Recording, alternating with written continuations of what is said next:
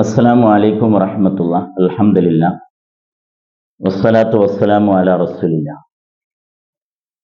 ചരിത്രത്തിൽ സഹാബാക്കളെ കുറിച്ച് നാം കേട്ടിട്ടുള്ളത് പരമ ദരിദ്രരും പട്ടിണി അനുഭവിച്ചവരും പട്ടിണി കിടന്നവരും വളരെയേറെ പ്രയാസങ്ങളും ദുരിതങ്ങളും അനുഭവിച്ചവരും എന്നാണല്ലോ. എന്നാൽ സഹാബാക്കളുടെ കൂട്ടത്തിൽ വലിയ വലിയ സമ്പന്നന്മാരും ധനികന്മാരും ഉണ്ടായിരുന്നു എന്നുള്ളതാണ്. വലിയ വലിയ ധനികന്മാർ എന്ന് പറയുന്നത് അത് വെറും വാക്കല്ല.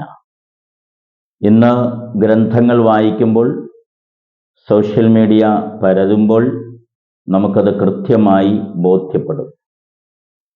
വലിയ വലിയ ബിസിനസ്സുകാരും കച്ചവടക്കാരും സ്വർണ്ണ ഇടപാടുകൾ നടത്തിയവരും സഹാബത്തിന്റെ കൂടെ ഉണ്ടായിരുന്നു.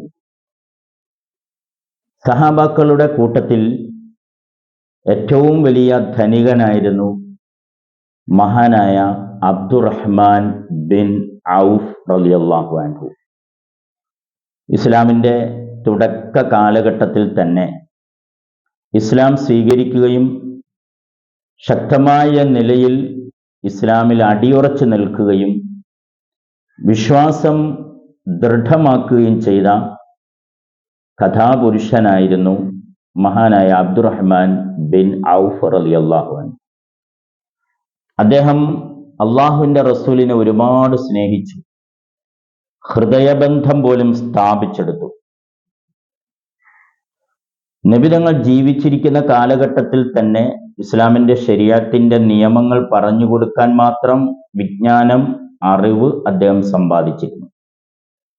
അതുകൊണ്ട് തന്നെ അള്ളാഹുവിന്റെ റസൂൽ ജീവിച്ചിരുന്ന കാലഘട്ടത്തിൽ തബൂക്ക് യുദ്ധവേളയിൽ സഹാബാക്കൾക്ക് നമസ്കാരത്തിന് ഇമാമത്ത് നിന്നുകൊണ്ട് നേതൃത്വം നൽകാനുമുള്ള സൗഭാഗ്യവും അദ്ദേഹത്തിന് ലഭിച്ചിരുന്നു. മഹാനായ അബ്ദുറഹ്മാൻ ബിൻ ഔഫ് റളിയല്ലാഹു അൻഹു ഒരുപാട് പീഡനങ്ങളും പ്രയാസങ്ങളും ഇസ്ലാമിന്റെ പേരിൽ ഏറ്റുവാങ്ങിയിട്ടുണ്ട്. തുടക്ക കാലഘട്ടത്തിൽ മുസ്ലിമുകൾ ഒരുപാട് യാതനകളും പരീക്ഷണങ്ങളും അനുഭവിക്കേണ്ടി വന്നു. ആ ഘട്ടത്തിൽ അബിസീനിയയിലേക്ക് പലായനം ചെയ്യാൻ അള്ളാഹുവിന്റെ റസൂലിന്റെ നിർദ്ദേശം വന്നപ്പോൾ പലായനം ചെയ്തവരുടെ കൂട്ടത്തിൽ, അഥവാ മക്കയിൽ നിന്നും കപ്പൽ കയറി അബിസീനിയ എന്ന് പറയുന്ന ദ്വീപിലേക്ക് ഹിജറ പോകാനുള്ള ഭാഗ്യം കിട്ടിയവരുടെ കൂട്ടത്തിൽ മഹാനായ അബ്ദുറഹ്മാൻ ബിൻ ഔഫ് റളിയല്ലാഹു അൻഹു ഉണ്ടായിരുന്നു എന്നുള്ളതാണ് ചരിത്രം നമ്മെ ബോധ്യപ്പെടുത്തുന്നത്. ശേഷം മക്കയിൽ നിന്നും മദീനയിലേക്ക് ഹിജറ ചെയ്യാൻ വേണ്ടിയുള്ള നിർദ്ദേശം വന്നപ്പോൾ സഹാബാക്കൾ മക്കയിൽ നിന്നും മദീനയ്ക്ക് എല്ലാവരും ഹിജറ ചെയ്തു പോയി. ആ കൂട്ടത്തിൽ കഥാപുരുഷനും ഹിജറ ചെയ്ത് മദീനയിലെത്തി. അള്ളാഹുവിന്റെ റസൂല് ഒരു മക്കക്കാരന് ഒരു മദീനക്കാരൻ എന്ന നിലയ്ക്ക് സാഹോദര്യ ബന്ധം സ്ഥാപിച്ചു കൊടുത്തു, ഫ്രണ്ട്ഷിപ്പ് നൽകി. ഒരു മക്കക്കാരൻ ഒരു മദീനക്കാരൻ എന്ന നിലയ്ക്ക് ഫ്രണ്ട്ഷിപ്പ് സ്ഥാപിച്ചു കൊടുത്തു. എല്ലാ മക്കക്കാർക്കും ഓരോ മദീനക്കാരനെ ഫ്രണ്ടായി, സുഹൃത്തായി, സ്നേഹിതനായി കിട്ടിയപ്പോൾ മഹാനായ അബ്ദുറഹ്മാൻ ബിൻ ഔഫ് റളിയല്ലാഹു അൻഹുവിന് ലഭിച്ച സ്നേഹിതൻ മദീനത്തുകാരനായ സഅദ് ബിൻ റബീഅ റളിയല്ലാഹു അൻഹു ആയിരുന്നു. അദ്ദേഹം വളരെ വലിയ ഹൃദയവിശാലതയുള്ള ഉയർന്ന ഗുണങ്ങളുള്ള സഹാബിയായിരുന്നു. സഅദ് ബിൻ റബീഅ റളിയല്ലാഹു അൻഹു അബ്ദുറഹ്മാൻ ബിൻ ഔഫ് റളിയല്ലാഹുവിനോട് പറഞ്ഞു, താങ്കൾക്ക് ഇഷ്ടപ്പെട്ട എൻ്റെ തോട്ടങ്ങളിൽ ഏതെങ്കിലും ഒന്ന് സൗജന്യമായിട്ട് എടുക്കാം. താങ്കൾക്ക് ഇഷ്ടപ്പെട്ട എൻ്റെ കടകമ്പോളങ്ങളിൽ നിന്നും ഏതെങ്കിലും ഒന്ന് താങ്കൾക്ക് സൗജന്യമായിട്ട് എടുക്കാം, അല്ലെങ്കിൽ ഒന്നിലധികം എടുക്കാം. എൻ്റെ ഭാര്യമാരിൽ ഒരാളെ താങ്കൾക്ക് സ്വീകരിക്കാം, ഞാൻ അതിലൊരാളെ താങ്കൾക്ക് തന്നേക്കാം, ഭാര്യയായി തന്നേക്കാം. മഹാനായ അബ്ദുറഹ്മാൻ ബിൻ ഔഫ് റളിയല്ലാഹു അൻഹു സാഗൂതം ശ്രദ്ധിച്ചു കേട്ടു. എന്നിട്ട് വളരെ സ്നേഹത്തോടെ അതെല്ലാം നിരസിച്ചു. ശേഷം അബ്ദുറഹ്മാൻ ബിൻ ഔഫ് റളിയല്ലാഹു അൻഹു സഅദ് ബിൻ റബീഅ റളിയല്ലാഹു അൻഹുവിനോട് പറഞ്ഞു, ദുല്ലിനി അലാ സൂഖിൻ, മദീനത്തെ മാർക്കറ്റ് എനിക്ക് കാണിച്ചു തരിക.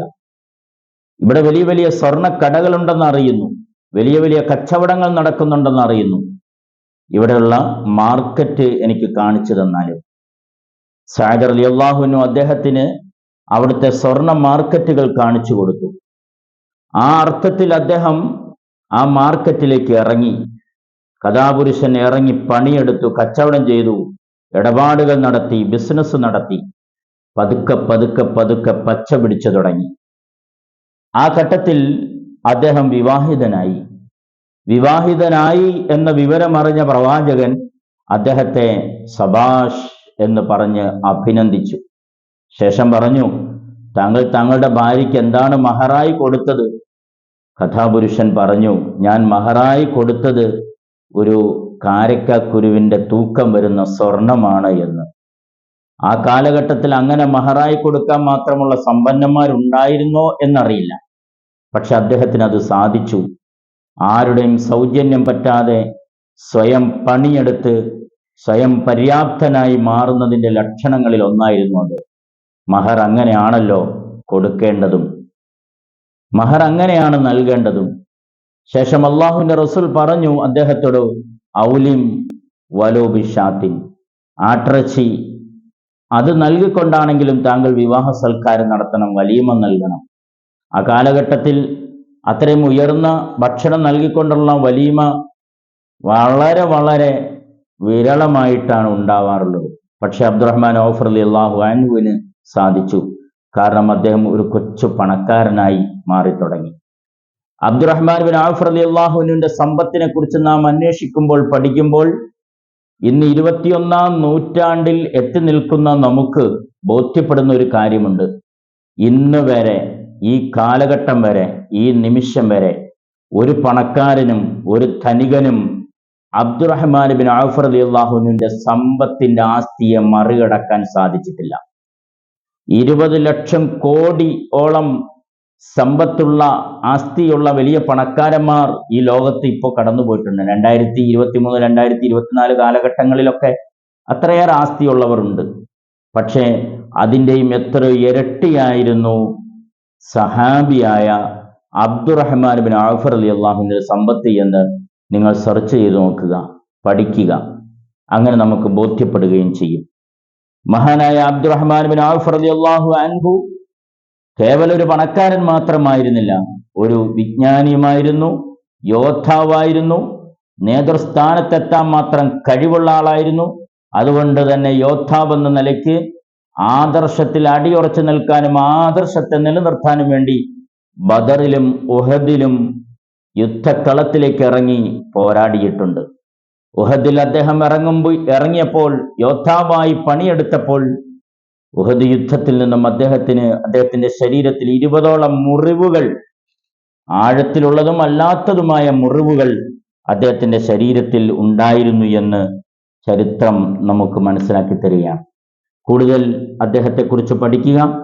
ബാക്കി കാര്യങ്ങൾ നമുക്ക് ഇൻഷാ അല്ലാഹ് ഇനിയും കേൾക്കാം, മനസ്സിലാക്കാം, പഠിക്കാം. അള്ളാഹു നമ്മെ എല്ലാവരെയും അനുഗ്രഹിക്കുമാറാവട്ടെ.